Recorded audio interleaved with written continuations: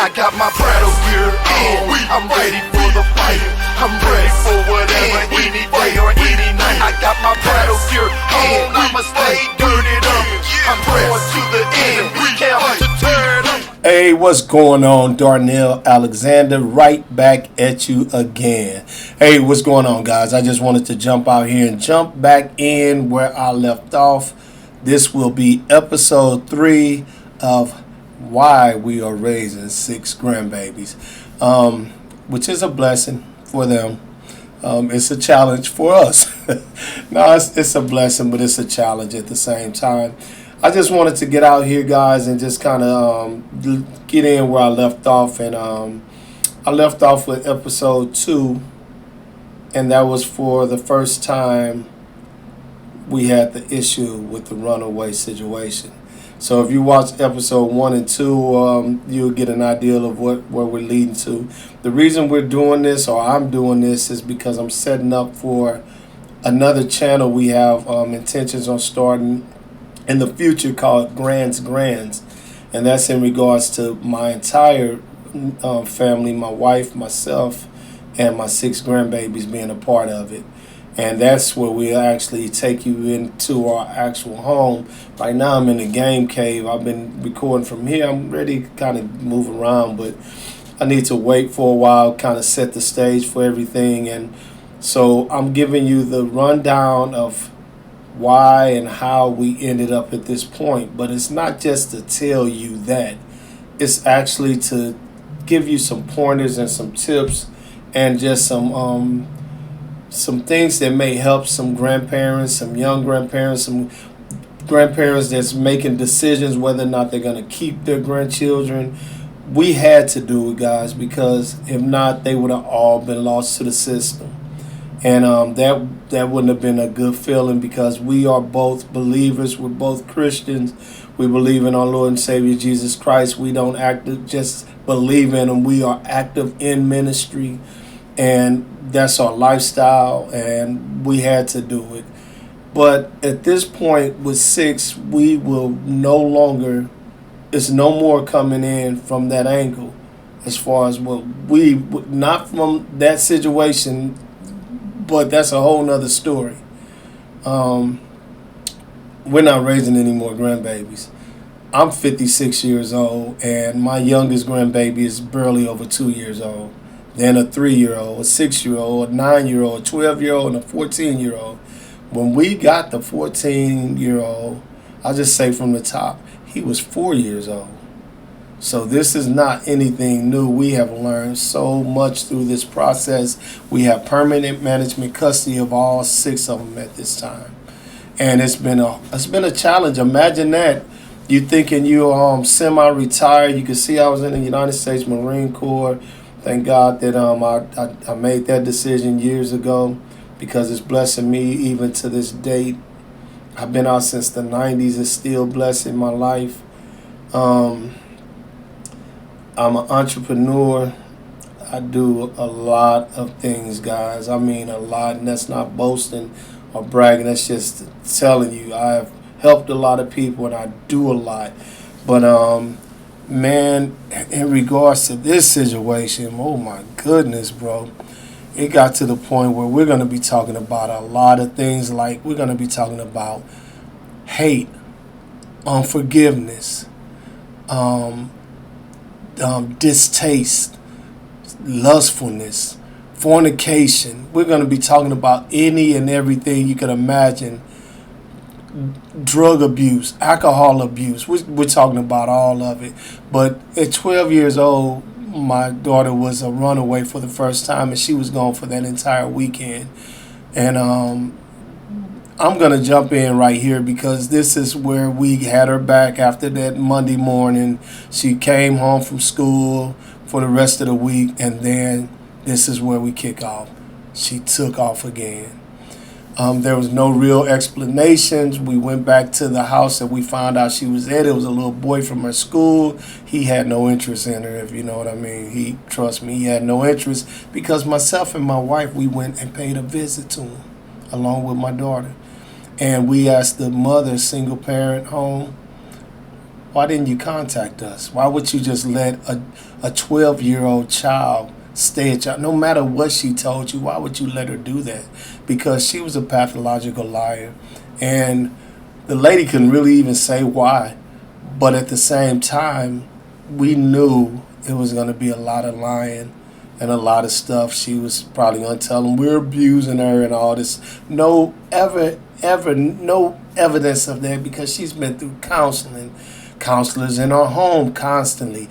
I'm going to tell you, it started at 12, and we went for years with this going on, back to back. We went through years before we left St. Louis of juvenile detention, court cases, boot camps, all of that. We're going to get to all of that, but she ran away again, and this time she was gone longer, and this time she wasn't at school on that Monday. So she hit the streets. I don't know if somebody had turned her out, if she was already doing drugs. We don't know. To this day, we really don't know what happened in that stint of time. All we know is we were out there looking for her constantly on a daily basis. We had already reported it again. We just went. Our family was going through so much torment with this situation. She doesn't realize how much she was putting us through. And it was bad, and we were so frustrated, and it caused my other daughter, who was just a year younger, it caused her to start acting out as well. Now, maybe she would have did it anyway, but we noticed that she started acting out because all the attention, even though it was negative attention, and she didn't understand what was going on, it started going to the older daughter. And so she started acting out but she wasn't doing drugs. She wasn't running away. She acted out by being rebellious at home, not wanting to do anything. She ended up eventually getting to the point where we had gotten both of them phones, and she couldn't stay off her phone. And back then, a phone call, you got charged by your phone call or how many text messages. You had an allotted amount of time for your text messages, and she was going over by starting to get into the hundreds of dollars, so we had to shut her down, and that made her even more frustrated. So it was just bringing so much chaos to our home, and we still hadn't found her. So it'd go a week, 2 weeks. I can't recall exactly every level of how long she was gone, but she was gone, and then she was caught and found because she was out stealing. So when she got to that point, she ended up in juvenile detention. And they contacted us, but we didn't go to try to get her out. We didn't go do that. We let them let her out.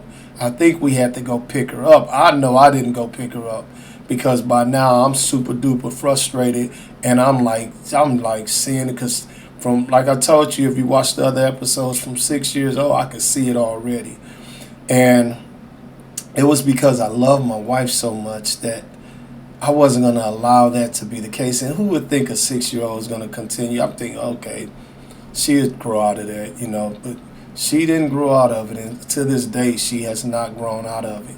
So she was continuing to run away, got caught, juvenile detention for the first time, came back home, and then it just became a repeated cycle, running away, climbing through windows. We had an alarm system on our house.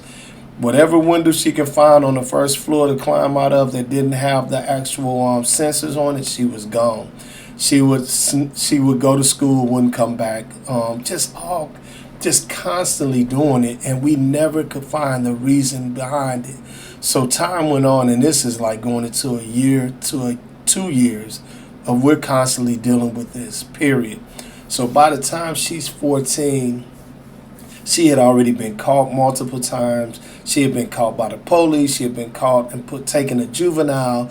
Now they're starting to take her to the St. Louis Police Department, and she eventually ended up in court.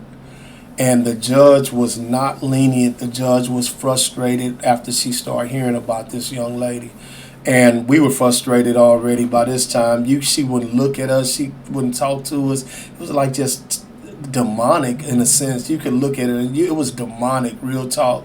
And at that point, I was so frustrated and tired of this situation. I was like, man, to just take her somewhere, do something with her.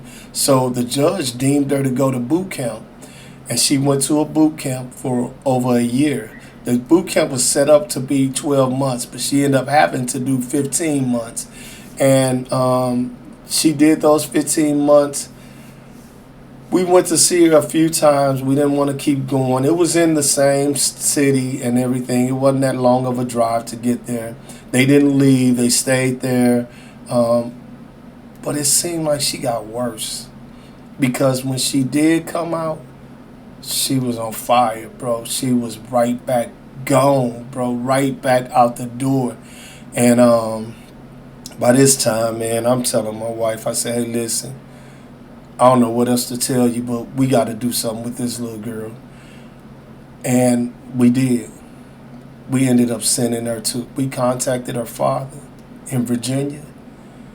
Now, I'm not going to say a lot about this, but he said he would take her in. He rejected her when she got there. We sent her on a one-way ticket. He rejected her because he had a new family and new wife. And he sent her to live with his sister, who didn't have all that. During that course of time she was living with her, the aunt was calling my wife constantly looking for money, looking for this, looking for that, talking about what are we going to end up doing. I wasn't going to do anything. I was done. I was like, we ain't going to do nothing. She's there. They don't know where we at. Let her stay there. And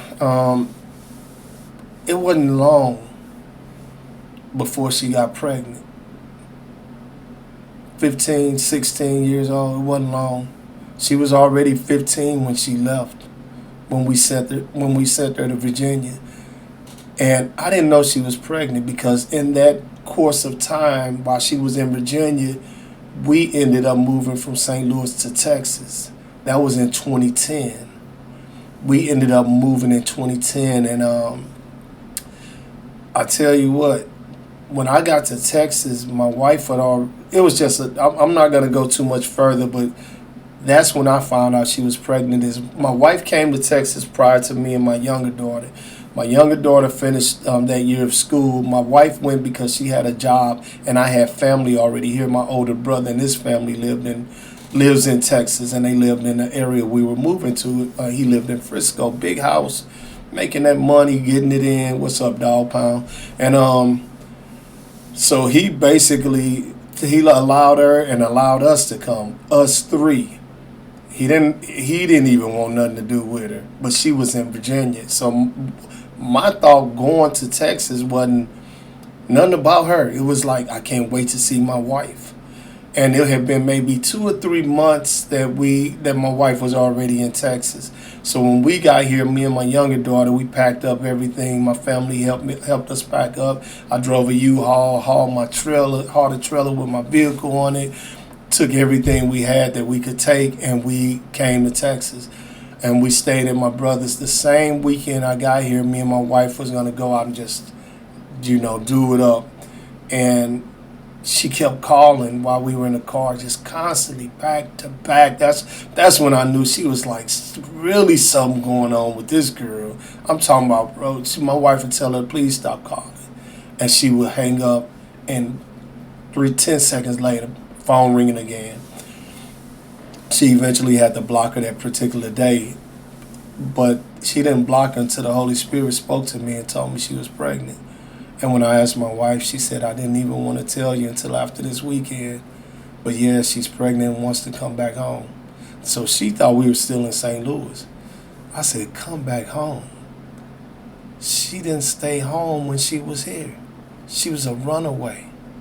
We knew it was issues. We wasn't just trying to throw the baby out with the bathwater. We tried everything, guys. We went through so much. So many people were in our business after that. Parole officers, all kind of stuff. But at the same time, it was a done deal. When I realized she was pregnant and she started begging to talk to me because she wanted to come home, I rejected her for like days. And then God said, speak to her, talk to her. Embrace her again. And I did. And when I did that, man, I still don't know if I made the biggest mistake of my life by letting her come back. But when I look at my babies, I know I didn't, because of the sake of them. What if she would have had them in Virginia and kept having them?